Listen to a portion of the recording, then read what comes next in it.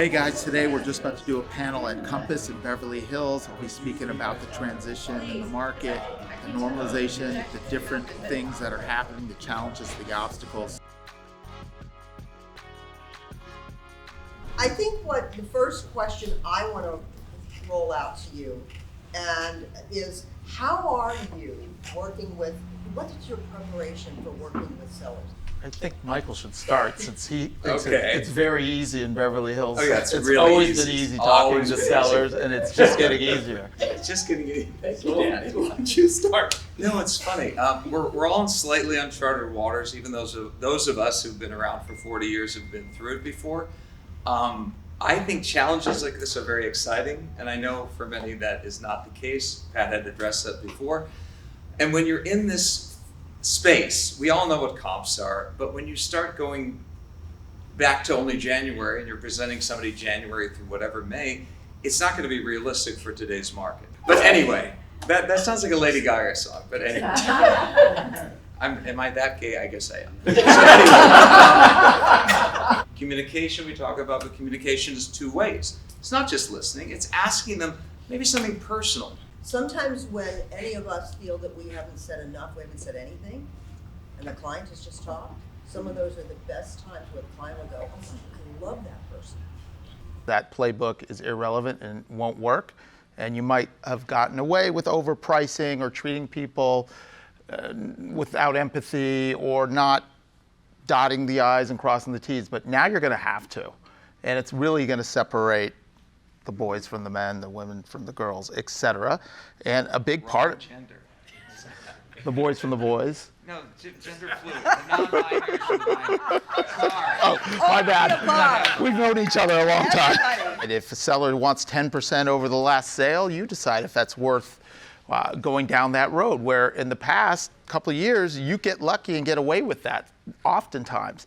You're probably not going to get away with it as much, if at all, and you also have to know the risk of taking overpriced listings now with the cost of marketing, because you're going to start hearing that you need to redo the photos, you need to take out more full-page ads. So for all those overpriced listings that may have sold before and will be very hard to sell now, you're going to have a bigger financial commitment because the sellers are going to demand it. People have a lot going on, so sometimes it's taking a little bit longer. There's not that same rush of urgency. And I just so happened to talk to another agent that said, I thought it was on way too long. And after 3.5 weeks, I got multiple offers.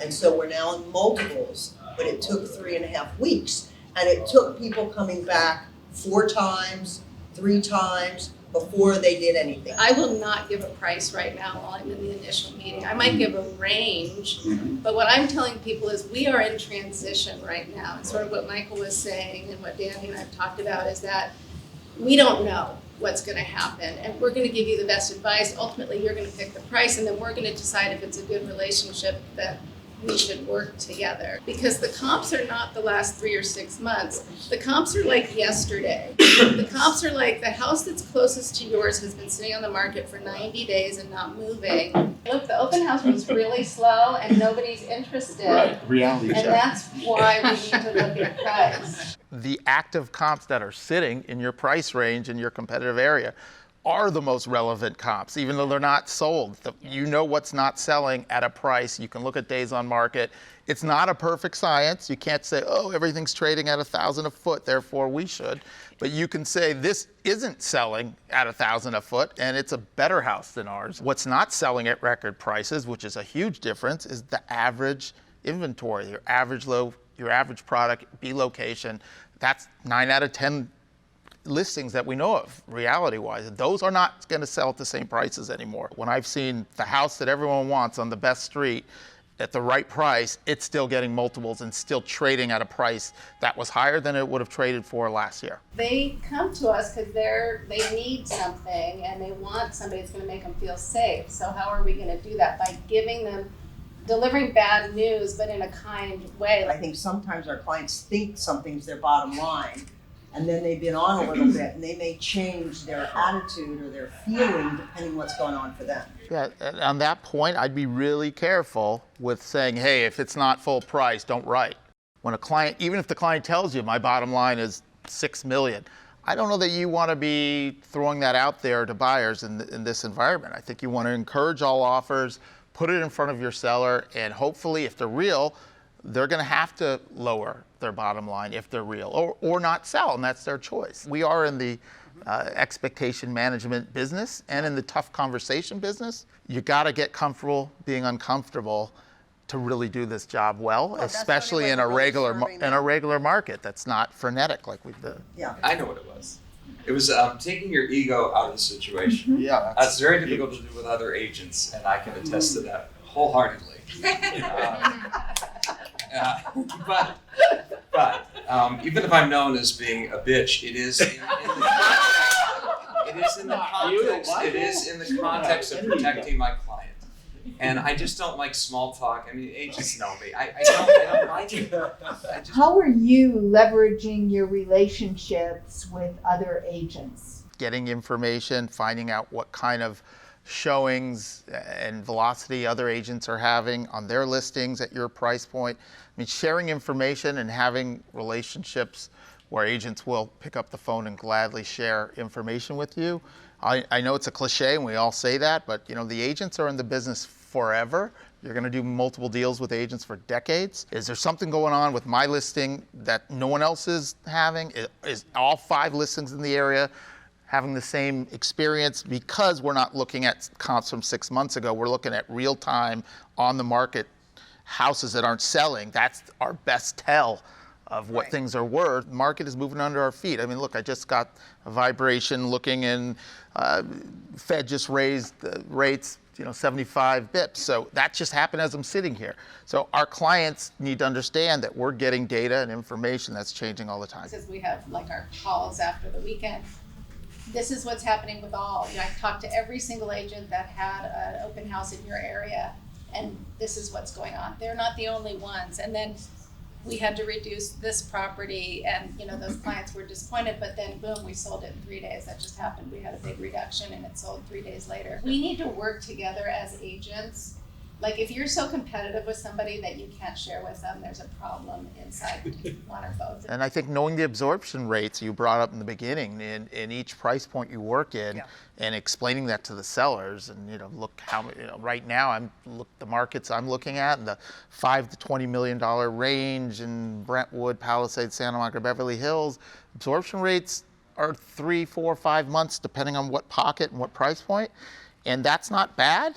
They used to be non-existent, so the absorption rates now are much longer, but it's important to know because you need to understand which way the market is trending. So if next month or two you see that absorption rates went from 3 to 6 months, and you have that much, that's a big data point that you need to be able to articulate to your seller when they say, hey, I want to list it 5% over the highest comp from a year ago. And you want to be cooperative and helpful and create those agent relationships, but how much information do you typically give? I know every situation is different. That's the art of this business, is negotiating with, in my area, we have a very small marketplace in the South Bay, so, Jim calls me, he might get a different answer than Bob because, one can keep their mouth shut and the other can't. That's the art of this business, is knowing when and what to say. Whatever's best for your seller is what you have to start with, and you got to think about if it's an agent you know well and trust, you may have a different reaction to an agent you don't know. And if they have a buyer that you've met and looks like they're going to write, you may have a different perspective than someone out of left field. Everything has to be finessed, but you also have to be honest because you're going to be in this position over and over again, and you don't want to lose credibility the next time you're asked. And like Danny said, every situation is unique. What makes our business so much fun to me after 40 years is that every deal is different.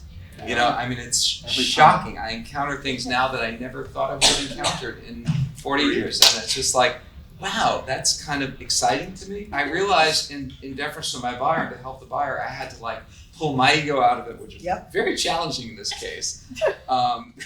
And I did, and now I have kind of a friend of me. It's not bad. We do, but it's a great point, because we do need to check our ego at the door all the time, and sometimes it's much harder than others. Our reputation is everything.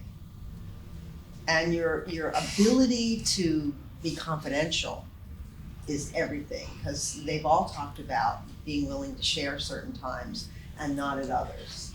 If you're thinking you need to test a price, you already have a pretty good idea that your seller's out of their minds and not realistic. Your pockets get multiples all the time if it's the house everyone wants and it's the price that's realistic. Usually what it is an agent who knows they're not going to get the listing.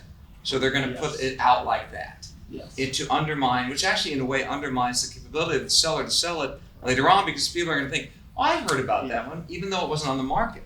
So that's why I'm not a huge fan of pocket listings, but The pocket listing phenomenon has really been turned on its head. I mean, 20 years ago, someone may have had a pocket, it was a celebrity or high profile, or someone was sick, and it was truly an off market, and a few people do. Now it's completely different, and it's more what Michael said. It's people that don't really have control of a seller, and they're just throwing it out there on TAN or somewhere else because that's the only way they can get a sale, and it's usually an unrealistic price, and it's sometimes not, someone that has a good relationship with the seller. Oftentimes there's no contract. You got to be careful. If you have that, even if it's not an average property, if you can get it staged or painted or landscaped, the minor tweaks that will make the house more sellable and better first impression, I communicate that with more intensity and say that it's more critical now than ever. Every little thing counts. And if you have one of those average houses and it's empty and your seller thinks, oh, I'll just sell it, you better get that thing staged and have it look as good as it could look. The playbook that used to work, throw it away. What got you here is not going to get you where you want to go moving forward. And that's fine. You just need to prepare more and know your stuff and know the comps, the inventory, the absorption rates, and put more time in it. It's not an easy business if you plan on consistently flourishing. If it was easy, everyone would do it. It really takes time and knowing your stuff, and that's constantly learning and constantly being open to learning it, no matter how high a level you are. The panel was brilliant. Like, you'd think you're going to the office for a panel, it's going to be like, oh gosh, it was better than a cocktail party, because it was amazing information.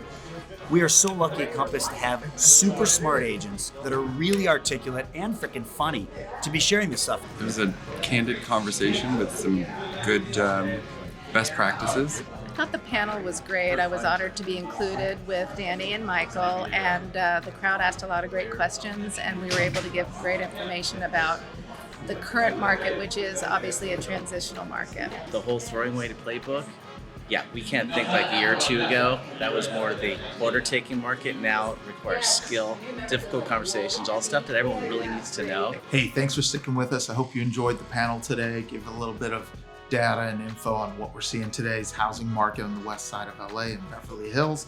And enjoy the channel, subscribe, leave us a message. Talk to you soon.